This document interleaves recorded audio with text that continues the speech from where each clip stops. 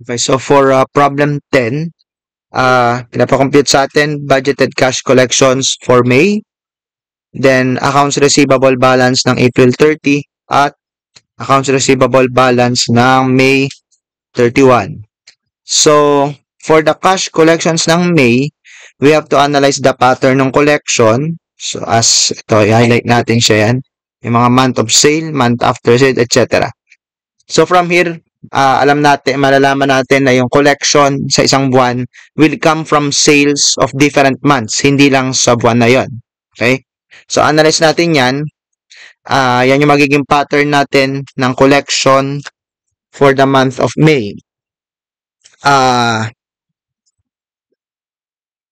Lumalabas na ang collection natin for the month of May will come from sales of May and then sales of April at saka sales ng March. Now, from the first three provisions, yan ay by analysis ng first three provisions ng ating collection pattern, yung 20, 50, tsaka 25.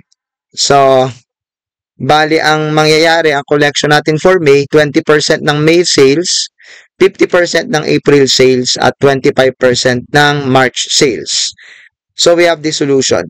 Meron tayong tatlong buwan, March, April, May, na panggagalingan ng collection. So, what we will do is, kunin lang natin yung amount of sales for each month, which is already, let me zoom in. Okay. So, what we have here ay yung tatlong buwan na panggagalingan ng collection with their respective sales. So, ayan, meron tayong amount of sales. And then, we just multiply that by the percent collected in May. So, as I have pointed out earlier, 50% ng sales ng May ay makakolekta sa May. So, ito yung, 20 lang ba? Balikan ko lang. Yes, 20. Sorry, ito pala, month of sale, 20. Sorry for that error. So, 20% ng 150 makokolekta ng May. So, that's 30,000. And then, from this pattern, 50% ng April makokolekta sa May. So, we multiply this by 50%. So, you'll have 90,000. And then, 25%. Yan, yung second month after sale. So, ibig sabihin, 25% ng March makokolekta ng May. So, we could include that in our solution. So, 100,000 ng March sales times 25%, you'll have 25,000. So, adin lang natin tong tatlong to. Ang total collection natin for May is 145,000. Okay, next is the accounts receivable at April 30.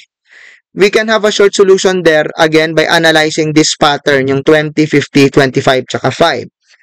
So, kunin lang natin yung percentage ng sales ng bawat month na uncollected pa. As of, bali ang tinatanong sa atin ay receivable as of April 30. So, by looking at the pattern, ang mangyayari ay ganito, no? Bali, for, unahin muna natin siguro yung month of, nakalimutan ko yung month. April 30 receivable. So, unahin natin yung April sales. Di ba base dyan sa nakikita mo sa screen mo, 20% ng April sales makokolekta sa April.